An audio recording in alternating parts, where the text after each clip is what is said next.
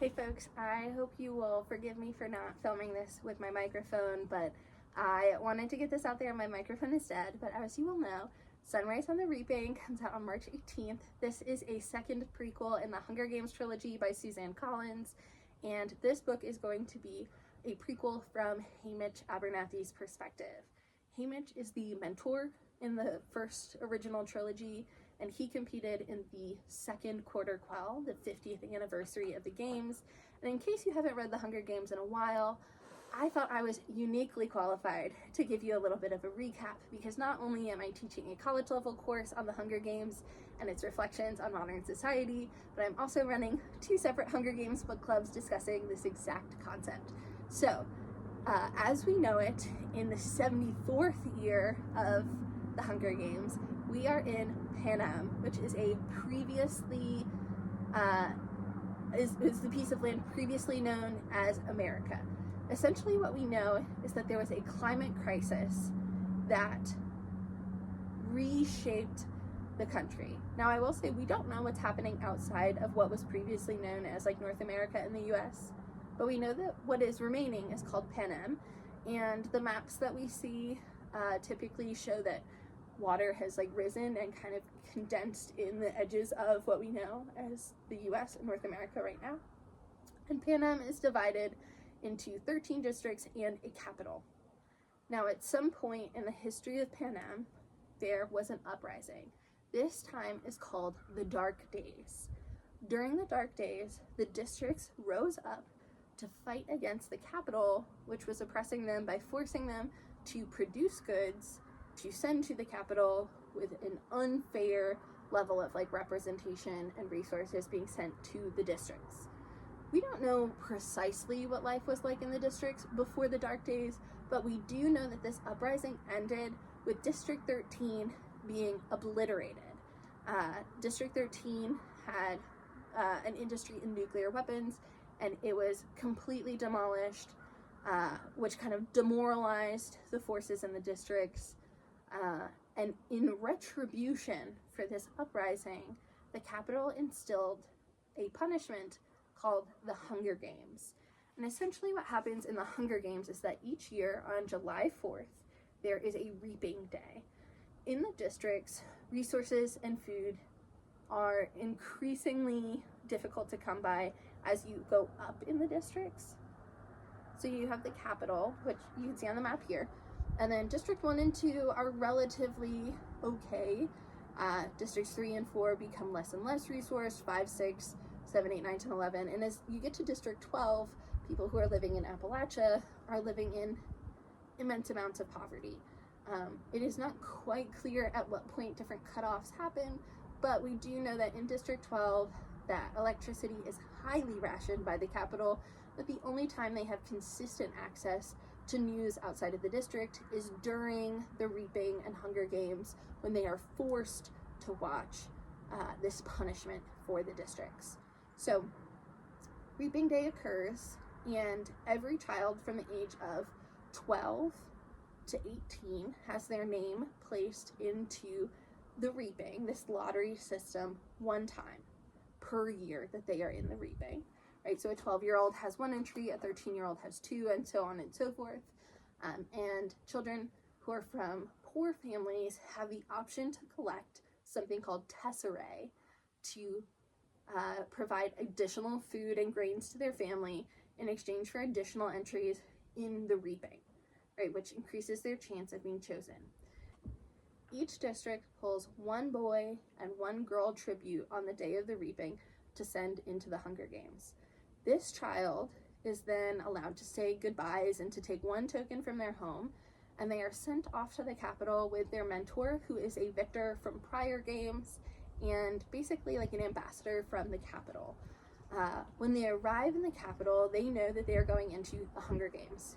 Essentially, the Hunger Games is where they drop 24 children, 2 from each of the 12 districts, into an arena, and only one child can survive, so they have to kill each other to escape, which is just like beyond gruesome. But that's like the basic premise of the games, and we see as the years go on, those games become more and more nuanced, and in some ways more and more commodified. but yeah, we'll get to that. So they get to the districts, they get to the capital from the districts. They're then made over to be more visually appealing to the people of the capital, who, because they live in extreme wealth, also have really unique cultural and beauty standards. And so the tributes are remade and paraded around, and they are seen by the capital as almost like celebrities, but not in the way that they like want to get to know them and see them as humans, more as like a product to be entertained by. So throughout this phase before the games, these youth are paraded, interviewed, they're on television, they go through training where they are then scored to basically have odds for the betting that goes on around the games. And it is, I have a lot of thoughts about the dehumanization of these tributes and how it compares to what we see in the first prequel set at the 10th Hunger Games. But we can talk about that another time. So eventually they go into the arena, they fight to the death. One victor escapes. However, this is a spoiler for the first Hunger Games. That's what you're here for, spoilers. In the first game, Katniss is able to essentially trick the Capitol into allowing both her and Peeta, who have faked a romance for the people of the Capitol to appreciate, to allow them to both escape.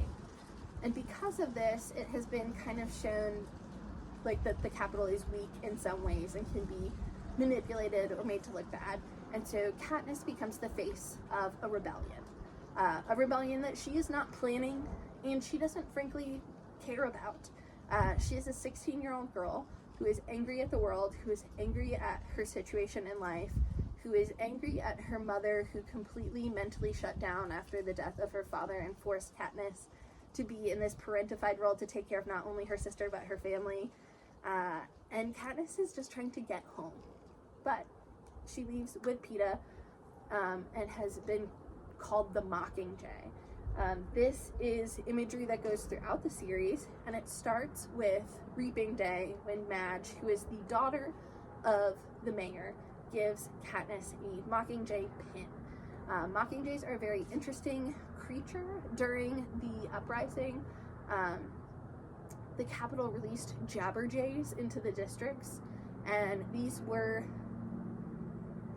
birds created to basically record conversations and bring them back, but the people of the districts realized what was going on, created false information to send back. The Capitol no longer cared about these birds, and they kind of mated with mockingbirds and became Mockingjays. And throughout the time that Katniss is preparing to go into the games, this imagery of the Mockingjay is used in her costumes to kind of show her as like a more human character, and to rally people behind her. So the first game ends, she and Peeta go back to District 12, and they are preparing for like the victory tour. So not only are tributes forced to be paraded around before their potential death, if they then win, they again have to go on this like victory tour and be touted around after having murdered fellow children, and relive all of this. Bonkers. But now Katniss is under threat from the government. The president, Coriolanus Snow, has basically said, like, I know this is an act and you better make me and everyone else believe it, because hope is something that can catch fire in the districts, and what he wants is for them to have just enough hope that they will not be poor, right, that they can be a victor, but not so much hope that they think that they can do anything about the oppression that he is placing upon them. So throughout this we see a lot of tension, and we see an announcement of a quarter quell. So at the 25th, 50th, and 75th Hunger Games, there are different rules applied. I have my personal theory about why this happens, and I have very strong beliefs that the twists of the quarter quell are not previously drafted, but are actually drafted based on like what's going on in society at the time. But that's just me. In the first quarter quell, we discover that members of the districts were actually forced to vote in tributes from their own districts. So they were essentially sentencing their neighbors' children to death.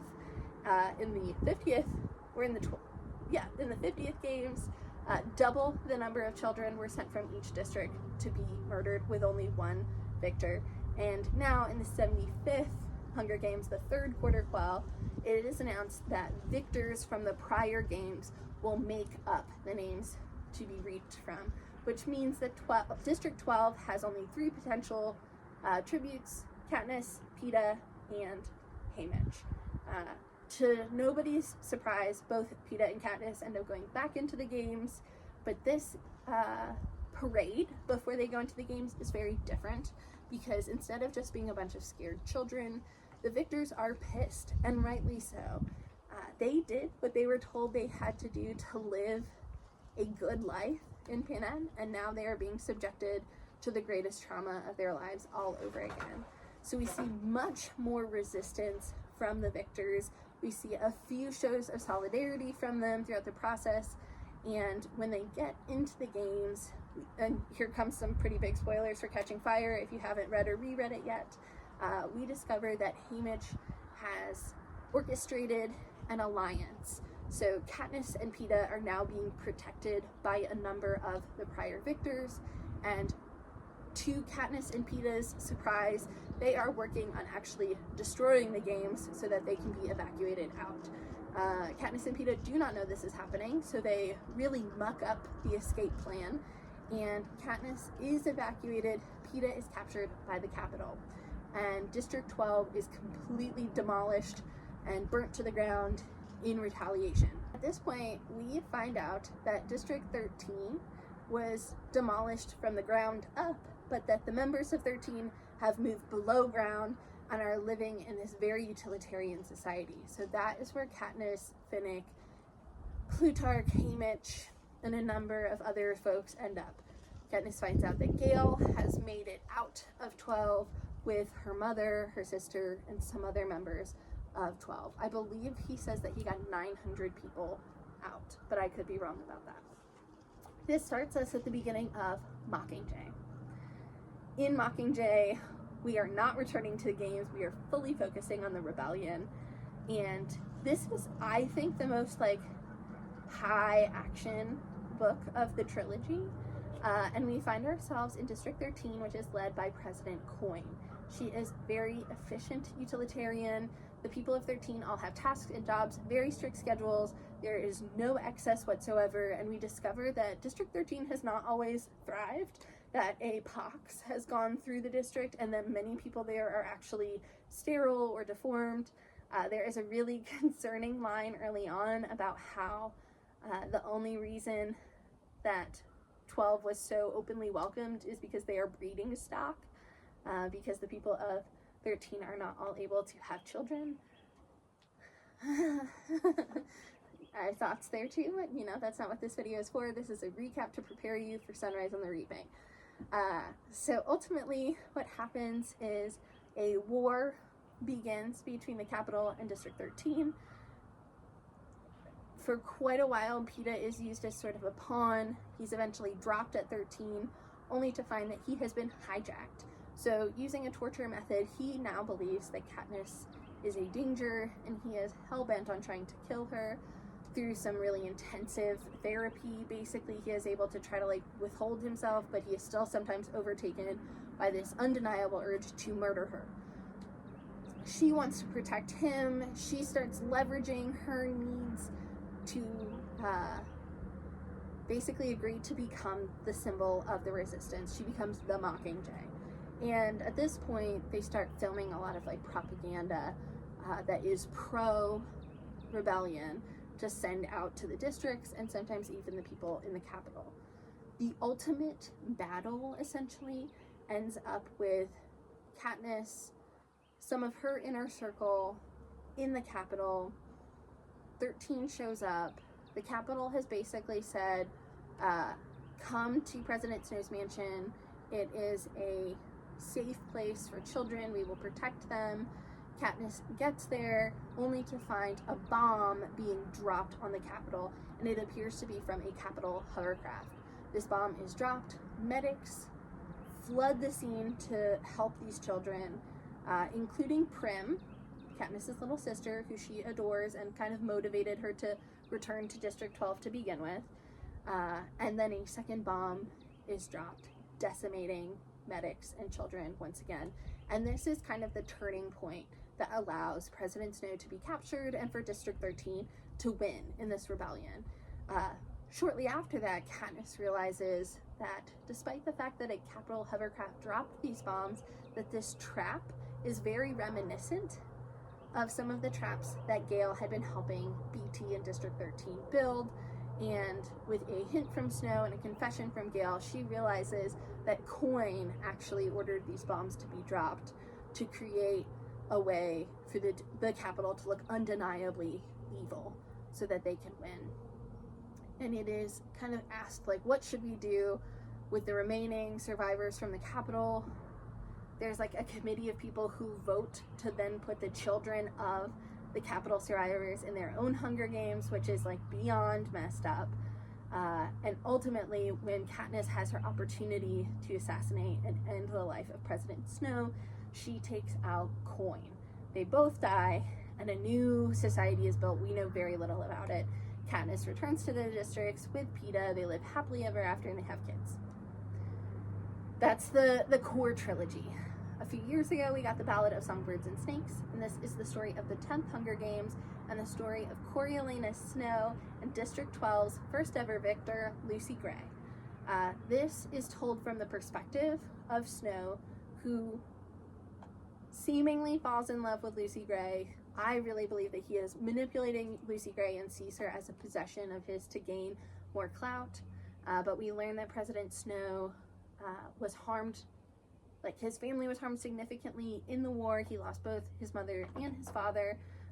He was raised with the Grand Ma'am, his grandmother, who is very pro-Capitol, very in favor of the Hunger Games, and his sister Tigress, who also gets a cameo in Mockingjay when she is helping the rebels. And we see him serve as a mentor in the 10th Hunger Games. He actually is part of the reason that the ability to gift items and to bet on the games exist.